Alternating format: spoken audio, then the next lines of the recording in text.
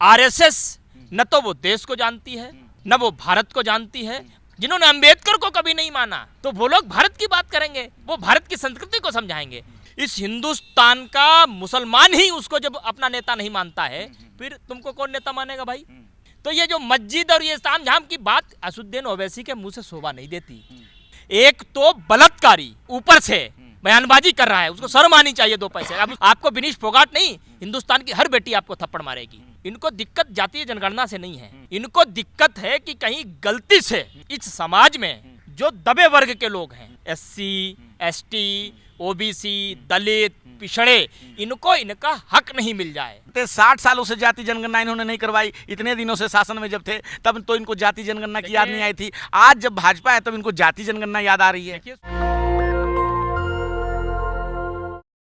हमारे साथ है कांग्रेस के तेज तर्रार युवा नेता गोपाल तिवारी जी। क्या कहना चाहेंगे गोपाल तिवारी जी? गिरिराज सिंह ने कहा है कि राहुल गांधी जाकर भारत को विदेशों में जाकर बदनाम करते हैं। देखिए, जिस व्यक्ति का आपने नाम लिया उस व्यक्ति की सोच कितनी संकीर्ण है, कितनी विक्षिप्त मानसिकता का व्यक्ति है। सबसे पहले उस आदमी को बिहार जानता है और पूरा देश तो जानता है। गिरिराज जैसे भरे पड़े हैं भारतीय जनता पार्टी में, अनेकों लोगों की लाइन लगी, जिनका काम ही सिर्फ शुरू से आज तक पूरी राजनीति में यही रहा है कि उल्टे सीधे बयानबाजी करना, और फिर बाद में भारतीय जनता पार्टी को माफी मांगनी पड़ती है। अपने जो है राष्ट्रीय कार्यालय से वो लेटर जारी करना पड़ता है कि तुमको इस तरीके के बयान नहीं देने, तुम कुछ बोल नहीं सकते, तुम्हारे बयान जो है अधिकृत नहीं माने जाएंगे। देखिए, राहुल गांधी जी अमेरिका के दौरे पर हैं, कई दिन हो गया उनको, और बिल्कुल स्पष्ट उन्होंने शानदार उन्होंने बात कही। आरएसएस ऐसा मानती है कि भारत एक विचार है, सत्य नहीं है। भारत एक संस्कृति है और भारत की संस्कृति अनेकों विचारों से मिलकर के बनी है। और हमारे यहाँ तो बहुत सुंदर बात कही जाती है कि विविधता में एकता, अनेकता में एकता, यही भारत का मूल अर्थ है, यही मूल सिद्धांत है। और इसी सिद्धांत के ऊपर भारत खड़ा है और यही भारत की खूबसूरती है। और इसी खूबसूरती को पूरी दुनिया मानती है, इसी खूबसूरती के आगे पूरी दुनिया नतमस्तक होती है। गांधी जी ने इसी अनेकता में एकता की तो बात की। इसीलिए आज जब इस देश का प्रधानमंत्री बाहर जाता है तो वो अपने नाम से नहीं जाना जाता, वो उसको कहा जाता है कि गांधी के देश से आया है, ये विवेकानंद के देश से आया है, ये गौतम बुद्ध के देश से आया है। तब आपको वहां शीश झुकाना पड़ता है। क्योंकि आरएसएस की बात आप कर रहे हैं, आरएसएस न तो वो देश को जानती है न वो भारत को जानती है। भारत की संस्कृति तो बहुत दूर की बात है कि वो जानती है। वो सिर्फ एक बात जानती है कि भारत में विघटन कैसे पैदा करना है, भारत की संस्कृति को तोड़ना कैसे है, विचारों को अलग कैसे करना है और अलग अलग विचारों को टुकड़ों में विभाजित करके अपने विचार को कैसे थोपना है। उनका विचार क्या है? फूट डालो, राज करो। जो विचार अंग्रेजों का था वही विचार राष्ट्रीय स्वयंसेवक संघ का है। और क्यों है ये बात जानने की जरूरत है। इसलिए है क्योंकि यह राष्ट्रीय स्वयंसेवक संघ कुछ और नहीं है, इनमें वही लोग हैं। जब हमारा देश संघर्ष के दौर से गुजर रहा था, अनेकों लोग फांसी पर झूल रहे थे, अपनी छातियां छलनी करवा रहे थे, गोलियां खा रहे थे, धड़ से मस्तक अलग हो रहे थे, उस समय ये लोग अंग्रेजों की मुखबरी कर रहे थे, अंग्रेजों से तनख्वाहें ले रहे थे। और ये मैं कह नहीं रहा हूं सिर्फ कहने के लिए, ये तथ्य है और ये सत्य है, इतिहास गवाह है इस बात का। ये वो लोग हैं जिन्होंने तिरंगे का विरोध किया, ये लोग वो हैं जिन्होंने सरदार वल्लभ भाई पटेल का विरोध किया। और आपको पता हो कि आरएसएस पे बैन भी लगा दिया था उन्होंने, इसीलिए इन्होंने संविधान का विरोध किया। तो जिन्होंने संविधान का विरोध किया हो, जिन्होंने तिरंगे का विरोध किया हो, जिन्होंने उन स्वतंत्रता सेनानियों को नकार दिया हो जो फांसी पर झूल गए, जिन्होंने गोली खाई, जिन्होंने गांधी को कभी नहीं माना, जिन्होंने अंबेडकर को कभी नहीं माना, तो वो लोग भारत की बात करेंगे, वो भारत की संस्कृति को समझाएंगे। अच्छा, चलिए, एक मामला आज का ही है कि आज कांग्रेस कार्यालय पे AIMIM जो असदुद्दीन ओवैसी की जो पार्टी है, उन्होंने राहुल गांधी के विरोध में जो है नारे लगाए। शिमला में कोई मस्जिद है और वहाँ पे जो है मस्जिद हटाने को लेके वहाँ के कांग्रेस नेता हैं अनिरुद्ध सिंह जो है ना, उन्होंने बयान दिया है। इस पर राहुल गांधी कुछ नहीं बोल रहे हैं। अब उनका कहना है कि जो मोहब्बत की दुकान चलाने का जो ये दावा करते हैं राहुल गांधी, ये खोखला है। आज ही प्रदर्शन हुआ है AICC। मैं इस पूरे प्रकरण को आप छोड़ दीजिए, इस पूरे प्रकरण में आपने जिस एक व्यक्ति का नाम लिया जिसके नेतृत्व में यह पार्टी चलती है, हाँ। वो भारत के समर्थन में रहा कब? वो लोकतंत्र के समर्थन में रहा कब? आप मुझे ये बता दीजिए। इस हिंदुस्तान का मुसलमान ही उसको जब अपना नेता नहीं मानता है, फिर तुमको कौन नेता मानेगा भाई? तो ये जो मस्जिद और ये तामझाम की बात असुद्दीन ओवैसी के मुंह से शोभा नहीं देती। कोई दूसरा यदि कह रहा होता तो शायद मेरा हृदय द्रवित होता और मैं उसके समर्थन में दो वो क्या कर रहे हैं? वो सिर्फ बीजेपी का काम कर रहे हैं। अच्छा, जाति जनगणना को लेकर राहुल गांधी अब जो है इस बात को उन्होंने अपने जीवन का मिशन बना रखा है। भाजपा के प्रवक्ता हैं सुधांशु त्रिवेदी जी, वो कहते हैं 60 सालों से जाति जनगणना इन्होंने नहीं करवाई। इतने दिनों से शासन में जब थे तब तो इनको जाति जनगणना की याद नहीं आई थी। आज जब भाजपा है तब इनको जाति जनगणना याद आ रही है। देखिए, सुधांशु त्रिवेदी जी भारतीय जनता पार्टी के सबसे प्रबुद्ध प्रवक्ता हैं। कोई और कहता तो शायद मैं उसको कुछ उल्टा सीधा बोलता। उनको ऐसी बात नहीं बोलनी चाहिए। जब आप ऐसी बात बोलते हैं तो आपकी वो जो प्रबुद्धता है ना, उस पर सवाल खड़े होते हैं। नंबर 1। नंबर 2, 60 साल से राहुल गांधी थे क्या? नहीं थे। कांग्रेस थी ना? कांग्रेस थी, राहुल गांधी नहीं थे ना। राहुल गांधी की बात हो रही ना, जातीय जनगणना की बात राहुल गांधी कर रहे हैं। राहुल गांधी यदि 60 साल पहले होते तो राहुल गांधी ने तब करा दी होती। अब बात क्या है, इनको दिक्कत जातीय जनगणना से नहीं है, इनको दिक्कत है कि कहीं गलती से इस समाज में जो दबे वर्ग के लोग हैं, SC, ST, OBC, दलित, पिछड़े, इनको इनका हक नहीं मिल जाए, इनको इनका अधिकार नहीं मिल जाए, जिस अधिकार से ये वंचित रहें सालों साल, इनको दिक्कत उस बात से है। असली बात आप समझिए। इसलिए राहुल गांधी ने कहा, कोई नेता नहीं कह सकता ऐसा। राहुल गांधी ने कई बार कहा, और अभी हाल फिलहाल इलाहाबाद में जब एक सम्मेलन हुआ था, उस सम्मेलन में राहुल गांधी ने कहा कि जातीय जनगणना को लेकर के चाहे हमारा राजनीतिक फायदा हो और चाहे नुकसान हो, इसको मैं करा करके ही रहूंगा, क्योंकि ये हमारे जीवन का लक्ष्य है। कोई नेता कह सकता है ऐसा? वही नेता कह सकता है जो नेता ये चाहता है कि समाज के हर वर्ग को उसका लाभ मिले, उसको उसकी भागीदारी, उसकी हिस्सेदारी का बराबर के पैमाने में, बराबर के आयाम में उसको खड़ा किया जाए। ये राहुल गांधी ही सोच सकते हैं। और आपको एक बात और बता दूं कि बहुत समय गुजर जाने के बाद सदियों सदियों में कोई ऐसे नेता पैदा होते हैं जिनको सूट बूट से मतलब नहीं होता है, जिनको भौकाल से मतलब नहीं होता है, जिनको इस बात से मतलब नहीं होता चारों तरफ उनकी लोग जिंदाबाद करें।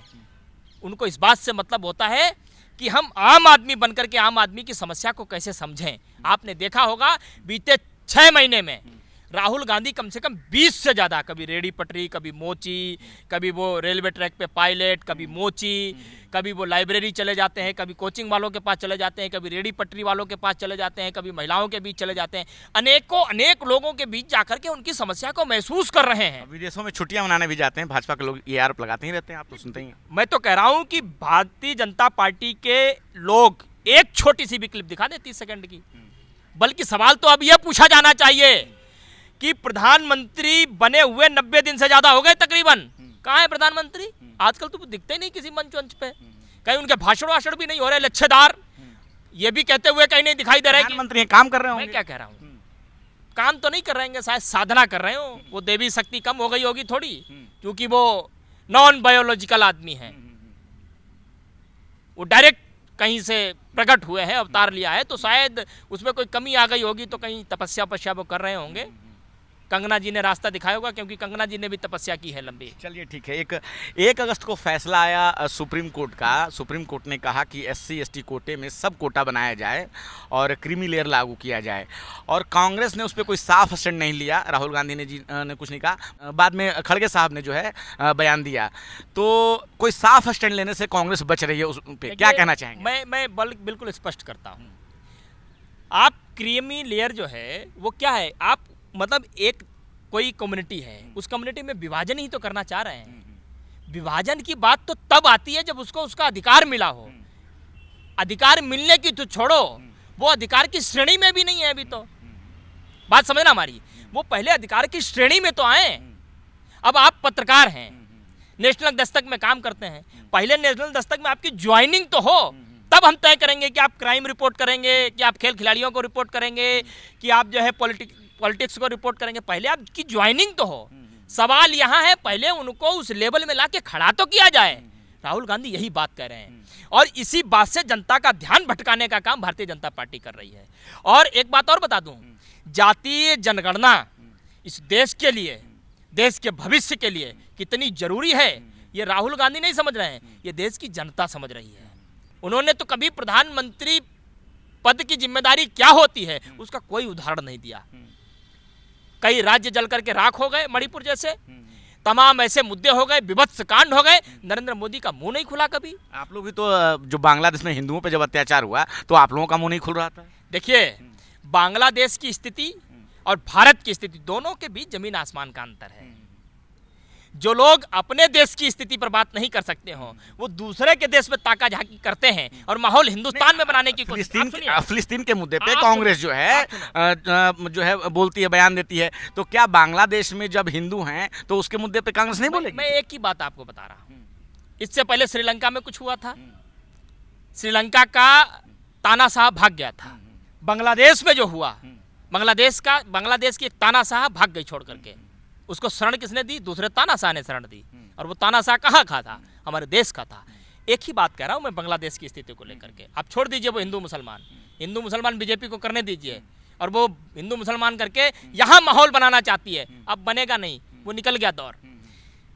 जो तानाशाही करके अपने देश की जनता को दबाने का काम, उनके मुद्दे को कुचलने का काम, उनकी आवाज को निरर्थक करने का काम करता है, उसे एक समय देश छोड़ना ही पड़ता है। और ये सीख दुनिया के हर तानाशाह को लेनी चाहिए, श्रीलंका और बांग्लादेश से, और मुझे लगता है नरेंद्र मोदी को जरूर लेनी चाहिए। चलिए, अब बात करते करते आते हैं हरियाणा चुनाव पे। लोकसभा के बाद जो पहला चुनाव है आपको हरियाणा और जम्मू कश्मीर में अभी होने जा रहे हैं, आगे अभी झारखंड में भी चुनाव होना है। हरियाणा में इस बार क्या लग रहा है, कांग्रेस इस बार सरकार बना लेगी या तीसरी बार जिस तरह से केंद्र में प्रधानमंत्री मोदी जी आ गए, हालांकि बहुमत खो गए, बहुमत उनका नहीं रहा, क्या हरियाणा में फिर से भाजपा तीसरी बार आ जाएगी? आपको क्या लग रहा है? क्योंकि आप तो कह रहे हैं कि सरकार, आपने इसमें 3 सवाल पूछे। पहला सवाल आपने पूछा क्या सरकार बना लेगी, दूसरा आपने पूछा कि नरेंद्र मोदी बहुमत में नहीं आ पाए, तीसरा आपने पूछा क्या बीजेपी तीसरी बार आ जाएगी। तो इसका जवाब बीजेपी दे चुकी है कि हरियाणा में क्या होने जा रहा है। उनके कई नेता मंचों से ये कहते हुए सुनाई दिए हैं कि कांग्रेस की सरकार बनने जा रही है, लेकिन हमारा शीर्ष नेतृत्व इतना तिकड़मी है कि वो बनी हुई सरकार को गिरा देगा।